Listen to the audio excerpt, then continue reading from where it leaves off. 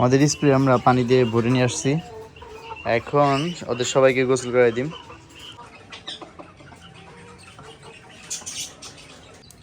আসসালামু আলাইকুম রহমতুল্লাহি ওবারাকাতু। প্রচণ্ড পরিমাণ গরম পড়ছে। এই গরমে আমটাম সব পাইকে একদম পইরা যাইতেছে। আর তাছাড়া আমাদের ভিতরের যে পশু পাখি আছে সবাই গরমে হাহাকার করতেছে।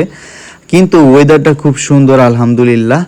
দেখতে খুব সুন্দর লাগতেছে ওয়েদারটা, কিন্তু আমার ভিতরেও একদম গরমে শুকাই যাইতেছে। তো সর্বপ্রথম আপনাদের আমি একটা ফলের সাথে পরিচয় করাই দিই। অনেক জায়গায় এই ফল হয় না শুনছি, যার জন্য আমি আপনাদের দেখাইতাছি। সব থেকে বেশি নাকি আমাদের এরিয়াই হয়। আমাদের এরিয়া হলো দোহার নবাবগঞ্জ, মানে ঢাকা দোহার।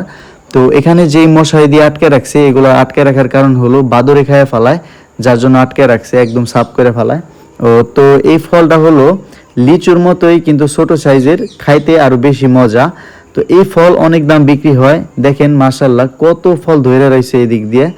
অল্প কিছু দিনের মধ্যেই এই ফলগুলো পাইকা যাইব, তখন আমি আপনাদের দেখাবো যে এই ফলগুলো কিরকম হয়। যাই হোক, আমাদের যত পশু পাখি আছে ওরা দেখি কি গরমে হাহাকার করতেছে, যার জন্য ওদেরকে একটু পানি দিয়ে স্প্রে করে দিলাম। তো স্প্রে করার পর এখন ওরা ওদের পশমগুলো শুকাই নিতেছে। আর আমাদেরকে বলতে পারেন যে আমাদের পাখিগুলা এত শুকাই গেছে কেন, মানে মুরগিগুলা। তো ওদেরকে আমরা যেই খানাই দেই ওরা একদম সব খানা ফালাই দেয়। বারবার খানা ফালাই দেওয়ার কারণে ওদেরকে একটু কম খানাই দেওয়া হয়, যে পুরাটা খায় ফালায়। তো বেশি খানা দেওয়ার কারণে ফালাই দেয় নিচ দিয়ে।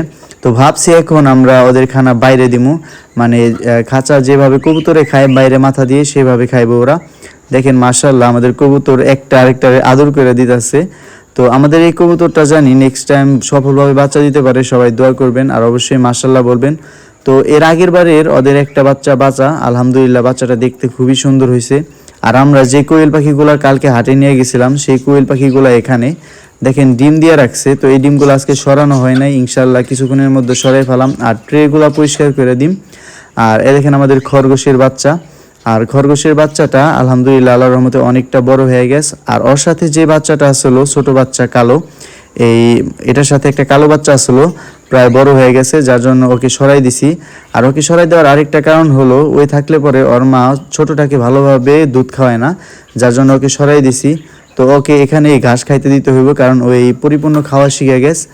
আর এখন আমরা আমাদের যে ফিঞ্চ পাখি আছে, সেই ফিঞ্চ পাখির একটা জিনিস দেখতে পাইলাম। আমাদের ফিঞ্চ পাখি ডিম পারছে ঠিকই, কিন্তু ডিমটা ফালাই দিছে পরবর্তীতে।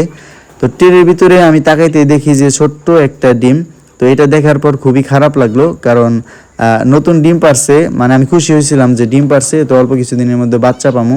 কিন্তু এই পর্যন্ত আমি বাগজিয়ার বা অন্যান্য পাখির বাচ্চা পাইছি, কিন্তু ফিঞ্চ পাখি থেকে কোনো বাচ্চা পাই নাই। আর আমাদের এই জাবা ফিঞ্চটা একা রয়েছে, ওদের একটা জোড়া আনতে হইব।